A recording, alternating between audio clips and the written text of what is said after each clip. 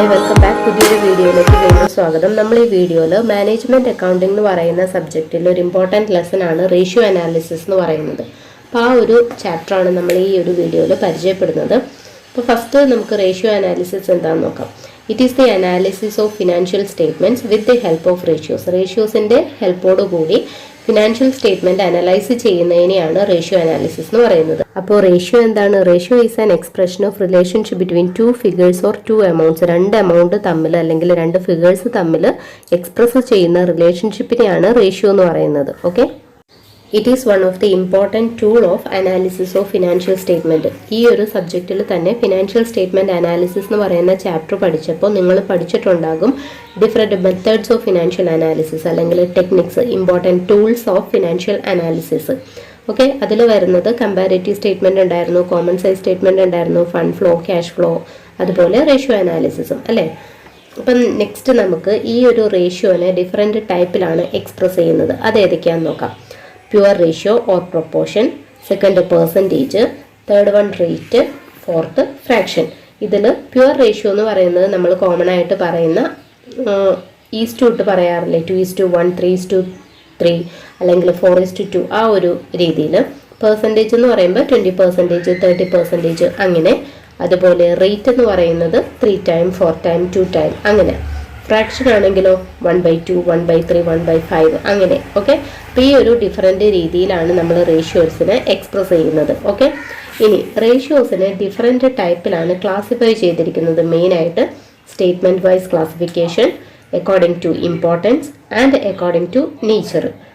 Okay, ഈ classification according to നേച്ചറിൽ റേഷ്യോസിനെ 4ആയിട്ടാണ് ക്ലാസിഫൈ ചെയ്തിരിക്കുന്നത്. Liquidity ratio, leverage ratio or solvency ratio, profitability ratio and activity ratio.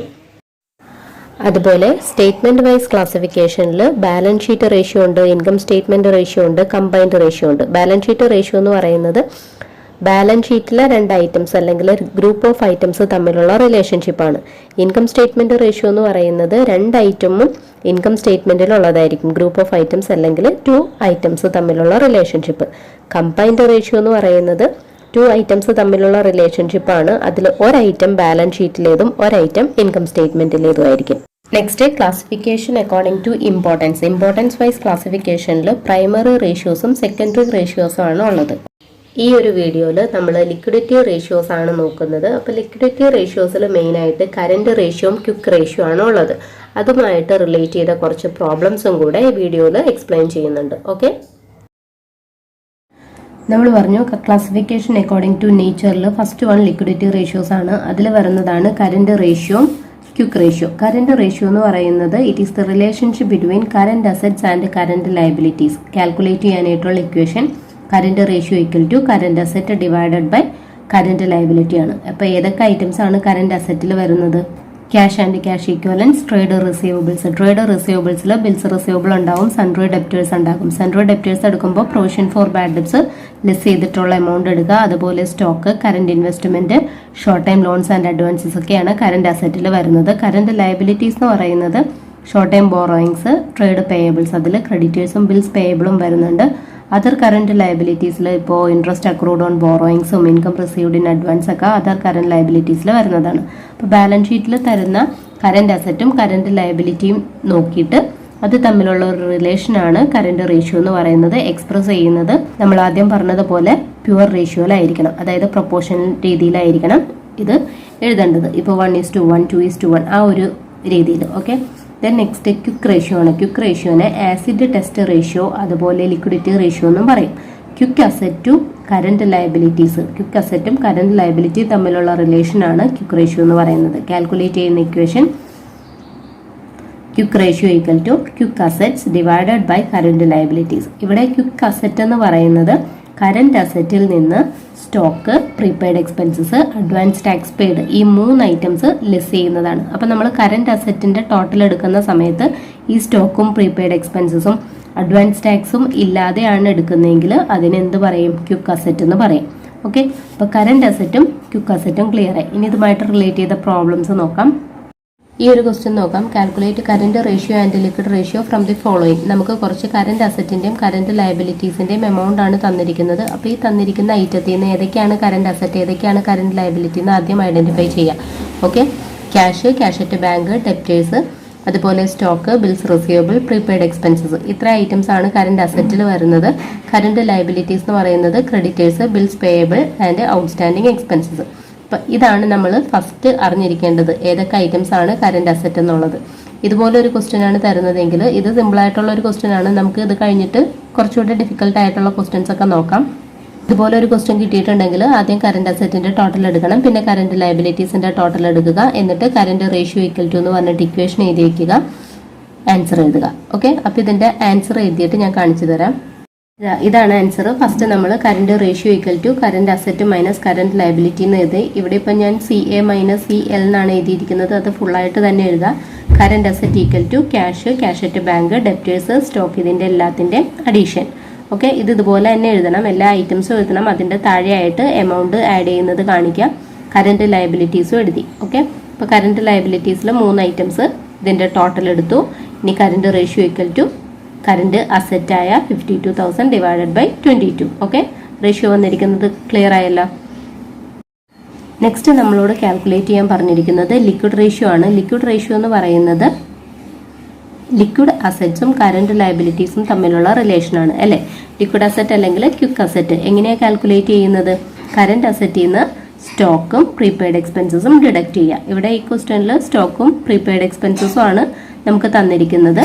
അതുപോലെ തന്നെ അഡ്വാൻസ് ടാക്സ് പെയ്ഡ് ഉണ്ടെങ്കിൽ നമ്മൾ മൈനസ് ചെയ്യും. ഓക്കെ, അപ്പോൾ ഇവിടെ കറന്റ് അസറ്റിന്റെ എമൗണ്ട് നമുക്കറിയാം 52,000. അതിൽ നിന്ന് ഈ ഒരു സ്റ്റോക്കും പ്രീപെയ്ഡ് എക്സ്പെൻസസും ആഡ് ചെയ്യുമ്പോൾ എത്ര വരും? 12,000 വരും. 52ൽ നിന്ന് 12,000 ഡിഡക്റ്റ് ചെയ്യുമ്പോൾ 40,000 കിട്ടും. അതാണ് ക്വിക്ക് അസറ്റ് എന്ന് പറയുന്നത്. അതേ ഡിവൈഡഡ് ബൈ കറന്റ് ലയബിലിറ്റി ചെയ്തിട്ടുണ്ടെങ്കിൽ നമുക്ക് ക്വിക്ക് റേഷ്യോ കിട്ടും. അല്ലെങ്കിൽ എന്ത് ചെയ്യണം? ഒന്നുകൂടെ ഈ കറന്റ് അസറ്റ് ആഡ് ചെയ്യുക. അപ്പോൾ കറന്റ് അസറ്റ് എടുക്കുന്ന സമയത്ത്, അതായത് ക്വിക്ക് അസറ്റ് കാൽക്കുലേറ്റ് ചെയ്യാനായിട്ടാണ്, ക്വിക്ക് അസറ്റ് എടുക്കുന്ന സമയത്ത് cash, cash at bank, debtors, bills receivable, ഇത്രയും ഐറ്റംസ് ആഡ് ചെയ്തിട്ട് അതിനെ കറന്റ് ലയബിലിറ്റി കൊണ്ട് ഡിവൈഡ് ചെയ്താലും മതി. ഓക്കെ, അപ്പോൾ നമുക്ക് ക്വിക്ക് റേഷ്യോ കാൽക്കുലേറ്റ് ചെയ്യാം. ക്വിക്ക് റേഷ്യോ ഈക്വൽ ടു എന്ന് പറഞ്ഞിട്ട് ഇക്വേഷൻ എഴുതുക. കറന്റ് അസറ്റിൽ നിന്ന് സ്റ്റോക്കും പ്രീപെയ്ഡ് എക്സ്പെൻസസും ഡിഡക്റ്റ് ചെയ്യുന്ന എമൗണ്ട് ക്വിക്ക് അസറ്റ് കിട്ടിയിട്ടുണ്ട്. കറന്റ് ലയബിലിറ്റി ഓൾറെഡി നമ്മൾ ഫൈൻഡ് ഔട്ട് ചെയ്തിട്ടുണ്ടായിരുന്നു, 22. ഇതാണ് ആൻസർ വരുന്നത്. Quick ratio 1.8:1. ഓക്കെ, കറന്റ് റേഷ്യോയും ലിക്വിഡ് റേഷ്യോയും കാൽക്കുലേറ്റ് ചെയ്യാനായിട്ട് ഇതുപോലെ ഒരു ബാലൻസ് ഷീറ്റാണ് നമുക്ക് ക്വസ്റ്റ്യൻ ആയിട്ട് തരുന്നതെങ്കിൽ നമ്മൾ കറന്റ് ലയബിലിറ്റീസ് നോക്കുക, അതുപോലെ കറന്റ് അസറ്റ് നോക്കുക. കറന്റ് അസറ്റിന്റെ ടോട്ടൽ എടുക്കുക, കറന്റ് ലയബിലിറ്റീസിന്റെ ടോട്ടൽ എടുക്കുക. ഇപ്പോൾ കണ്ടതുപോലെ തന്നെ ചെയ്യാം. ഇവിടെ ആദ്യത്തെ ക്വസ്റ്റ്യനിൽ ഐറ്റംസ് ആണ് തന്നിരുന്നത്, ബാലൻസ് ഷീറ്റ് അല്ല. ഇനിയിപ്പോൾ ബാലൻസ് ഷീറ്റ് തരുവാണെങ്കിൽ ആ ഒരു രീതിയിൽ ചെയ്യാം. ഓക്കെ, ഇത് മറ്റൊരു ടൈപ്പിലുള്ള ക്വസ്റ്റ്യൻ ആണ്. ഇവിടെ തന്നിരിക്കുന്നത് കറന്റ് റേഷ്യോ ആണ് തന്നിരിക്കുന്നത്, ആൻസർ ആണ് തന്നിരിക്കുന്നത് 2.5:1. നമ്മൾ നേരത്തെ കണ്ടുപിടിച്ചത് ഈ റേഷ്യോ ആണ്. കറന്റ് അസറ്റും ലയബിലിറ്റിയും ഒക്കെ തന്നിട്ട് റേഷ്യോസ് ആണ് കണ്ടുപിടിക്കുന്നത്. ഈ ക്വസ്റ്റ്യനിൽ എന്താ തന്നിരിക്കുന്നത്? റേഷ്യോ തന്നിട്ടുണ്ട്, അതുപോലെ കറന്റ് ലയബിലിറ്റിയുടെ എമൗണ്ട് തന്നിട്ടുണ്ട്. എന്താ കാൽക്കുലേറ്റ് ചെയ്യാൻ പറഞ്ഞിരിക്കുന്നത്? Value of current assets and working capital. Okay, current അസറ്റും വർക്കിംഗ് ക്യാപിറ്റലും ഫൈൻഡ് ഔട്ട് ചെയ്യണം. അപ്പോൾ ആദ്യം നമ്മൾ കറന്റ് റേഷ്യോന്റെ ഇക്വേഷൻ എഴുതി വയ്ക്കുക. ഓക്കെ, ഇപ്പോൾ റേഷ്യോ നമുക്ക് ആൻസർ ഉണ്ട് 2.5:1. അത് നമ്മൾ ആ ഒരു ആൻസറിന്റെ താഴെ കറന്റ് റേഷ്യോ ഈക്വൽ ടു എന്നുള്ള രീതിയിൽ ഇക്വേഷന്റെ താഴെയായിട്ട് എഴുതുക. ഇനി എന്താ അറിയില്ല? കറന്റ് അസറ്റ് അറിയില്ല, ഡിവൈഡഡ് ബൈ കറന്റ് ലയബിലിറ്റി എത്രയാണ്? 20,000. ഇപ്പം നമ്മൾ പഠിച്ചിട്ടുണ്ട്, മുകളിലെ ഫിഗർ ആണ് കാൽക്കുലേറ്റ് ചെയ്യേണ്ടതെങ്കിൽ ഈ രണ്ട് എമൗണ്ട് തമ്മിൽ ഇൻറ്റു ചെയ്താൽ മതി അല്ലേ. ഈ രണ്ട് എമൗണ്ട് എന്ന് പറയുന്നത് ഈ റേഷ്യോ പറയുമ്പോൾ 2.5:1 എന്ന് പറഞ്ഞാൽ കറന്റ് അസറ്റ് ആണ് ഇത്. Current asset is to current liability. Okay, അപ്പോൾ കറന്റ് അസറ്റ് 2.5 ആണ്. ഈ 20,000 ഇൻറ്റു 2.5 കാൽക്കുലേറ്റ് ചെയ്താൽ മതി. അപ്പോൾ കറന്റ് അസറ്റിന്റെ എമൗണ്ട് കിട്ടും. നമുക്ക് അടുത്ത സ്റ്റെപ്പായിട്ട് current asset equal to 20,000 into 2.5 calculate ചെയ്യാം. ആൻസർ വരുന്നത് 50,000 ആണ് കേട്ടോ.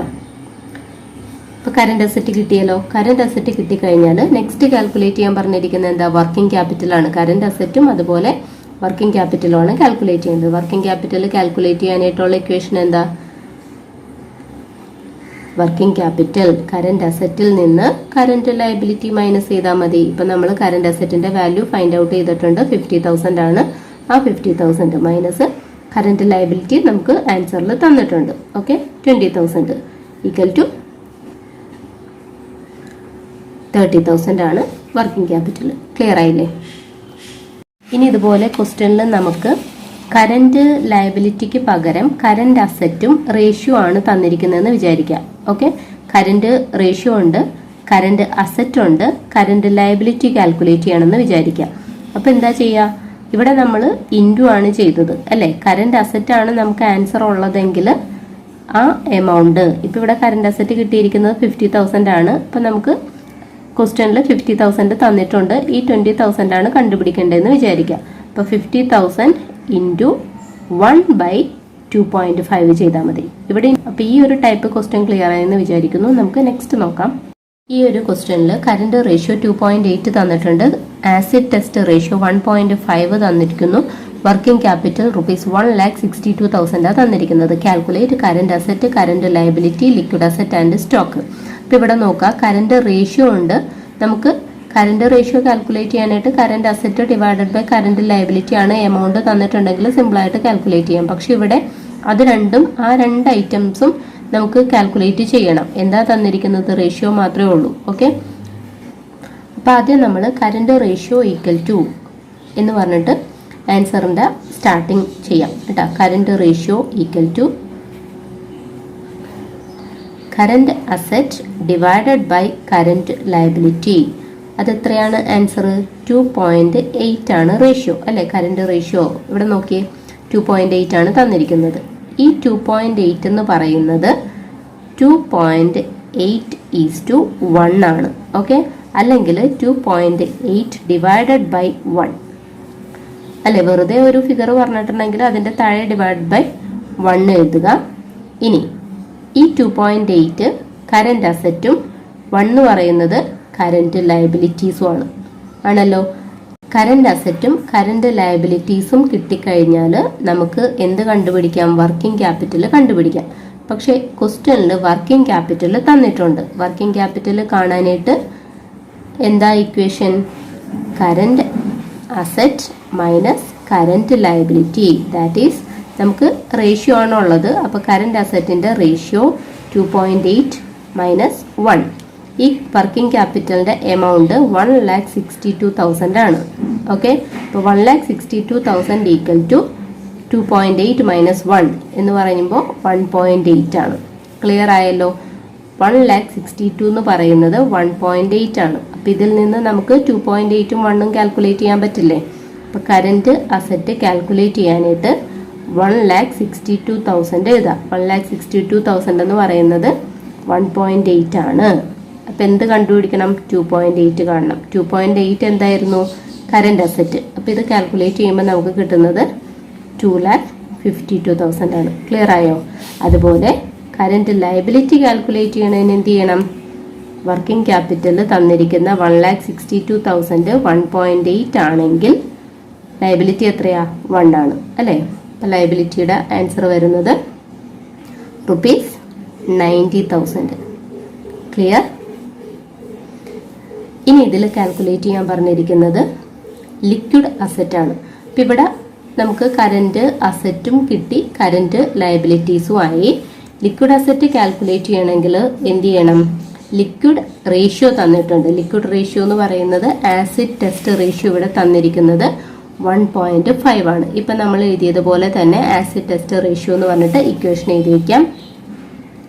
അപ്പം സെക്കൻഡ് കാൽക്കുലേറ്റ് ചെയ്യേണ്ടത് ആസിഡ് ടെസ്റ്റ് റേഷ്യോ തന്നിരിക്കുന്നത് 1.5 ആണ്. ആസിഡ് ടെസ്റ്റ് റേഷ്യോ എന്ന് പറയുന്നത് liquid asset or quick asset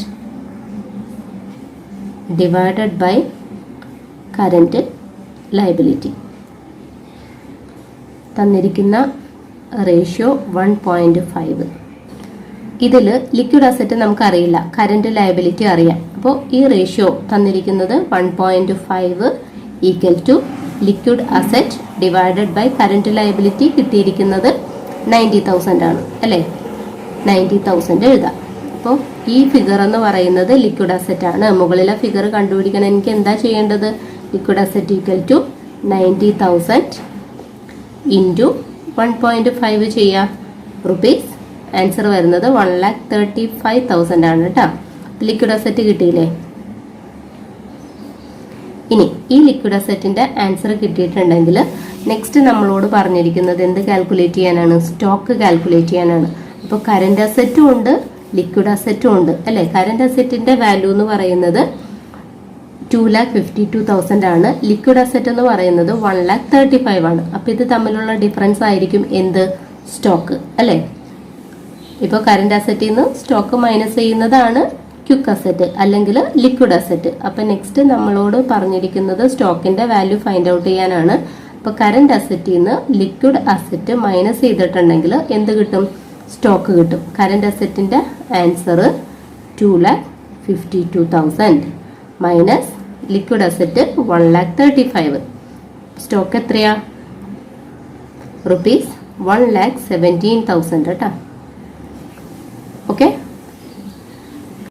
ഈ ക്വസ്റ്റ്യനിൽ പറഞ്ഞിരിക്കുന്നത് നോക്കിയേ. X limited has a liquid ratio of 1.5:1. If its stock is rupees 45,000 and its total current liabilities are rupees 90,000, find out its current ratio. നമുക്ക് ഇങ്ങനെ questions ഒക്കെ കാണുമ്പോൾ പെട്ടെന്ന് കറന്റ് റേഷ്യോ ഫൈൻഡ് ഔട്ട് ചെയ്യാനായിട്ട് അറിയാൻ പറ്റില്ല. അപ്പൊ തന്നിരിക്കുന്ന ഇൻഫർമേഷൻ ആദ്യം ആൻസറിലേക്ക് എഴുതാം. ഇപ്പൊ ഇവിടെ ലിക്വിഡ് റേഷ്യോ ആണ് തന്നിരിക്കുന്നത്. അപ്പൊ ലിക്വിഡ് റേഷ്യോ ഈക്വൽ ടു എന്താണ്? Liquid assets divided by current liabilities അല്ലെ. കറന്റ് ലയബിലിറ്റി തന്നിട്ടുണ്ട്. കറന്റ് ലയബിലിറ്റി 90,000 ആണ്. അപ്പൊ അതിൽ നിന്ന് നമുക്ക് ലിക്വിഡ് അസറ്റ് കാൽക്കുലേറ്റ് ചെയ്യാൻ പറ്റും ആണല്ലോ. അപ്പൊ ആദ്യം നമുക്ക് അത് എഴുതാം. റേഷ്യോ എഴുതി അതിനുശേഷം 1.5:1 equal to liquid asset divided by current liability ആണ് അല്ലെ. അപ്പൊ ലിക്വിഡ് റേഷ്യോ ആണ് നമുക്ക് തന്നിരിക്കുന്നത്. എന്താ കണ്ടുപിടിക്കേണ്ടത്? ലിക്വിഡ് അസറ്റ് ആദ്യം കാൽക്കുലേറ്റ് ചെയ്യണം. അപ്പൊ മുകളിലെ ഫിഗർ കാൽക്കുലേറ്റ് ചെയ്യാനായിട്ട് ഇൻറ്റു ചെയ്താൽ പോരെ. അപ്പോൾ liquid asset equal to current liability തന്നിരിക്കുന്നത് 90,000 ആണ്. ഓക്കെ, അപ്പോൾ ഇവിടെ ജസ്റ്റ് ഞാൻ നോട്ട് ചെയ്യുവാണ്. 90,000 ഇൻറ്റു 1.5. അപ്പോൾ ഇതിൻ്റെ താഴെ ഡിവൈഡഡ് ബൈ 1 ഉണ്ട്. അത് ഡിവൈഡഡ് ബൈ 1 ആയതുകൊണ്ടാണ് എഴുതാത്തത് കേട്ടോ. ഈക്വൽ ടു 1,35,000 കിട്ടും. അപ്പോൾ ലിക്വിഡ് അസറ്റിൻ്റെ ആൻസർ കിട്ടി. നമ്മളോട് ഫൈൻഡ് ഔട്ട് ചെയ്യാൻ പറഞ്ഞിരിക്കുന്നത് കറന്റ് റേഷ്യോ ആണ്. കറന്റ് റേഷ്യോ എന്ന് പറയുന്നത് കറന്റ് അസറ്റും കറന്റ് ലയബിലിറ്റീസും തമ്മിലുള്ള റിലേഷനാണ്. ഇവിടെ കറന്റ് ലയബിലിറ്റി ഉണ്ട്. ഇനി എന്ത് കണ്ടുപിടിക്കണം? കറന്റ് അസറ്റ് കാൽക്കുലേറ്റ് ചെയ്യണം അല്ലെ. അപ്പൊ അസറ്റ് കാൽക്കുലേറ്റ് ചെയ്യാനായിട്ട് എന്തെങ്കിലും ഒരു ഹിന്റ് ഇവിടെ ക്വസ്റ്റ്യനിൽ തന്നിട്ടുണ്ടോ നോക്കിയേ. ലിക്വിഡ് അസറ്റ് ഉണ്ട്, പിന്നെ ഇവിടെ ക്വസ്റ്റ്യനിൽ സ്റ്റോക്കിന്റെ എമൗണ്ട് ഉണ്ട്. അപ്പോൾ ലിക്വിഡ് അസറ്റിന്റെ കൂടെ സ്റ്റോക്കും പ്രീപെയ്ഡ് എക്സ്പെൻസസ് ഒക്കെ കൂട്ടുന്നതാണ് കറന്റ് അസറ്റ് അല്ലെ. ഇവിടെ ക്വസ്റ്റ്യനിൽ 45,000 രൂപ സ്റ്റോക്ക് തന്നിട്ടുണ്ടല്ലോ. അപ്പൊ ആ ഒരു സ്റ്റോക്കിന്റെ എമൗണ്ട് നമ്മൾ ലിക്വിഡ് അസറ്റിന്റെ കൂടെ ആഡ് ചെയ്താൽ കറന്റ് അസറ്റ് കിട്ടും.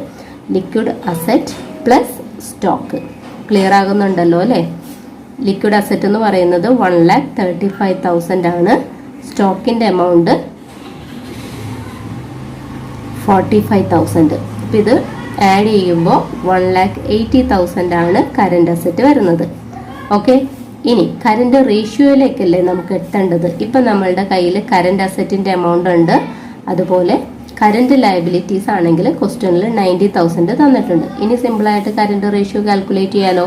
അപ്പം അടുത്ത സ്റ്റെപ്പായിട്ട് current ratio equal to current asset divided by current liabilities എഴുതാം. കറന്റ് അസറ്റിന്റെ amount 1,80,000 divided by current liability തന്നിരിക്കുന്നത് 90,000. റേഷ്യോ എത്രയാണ് വരുന്നത്?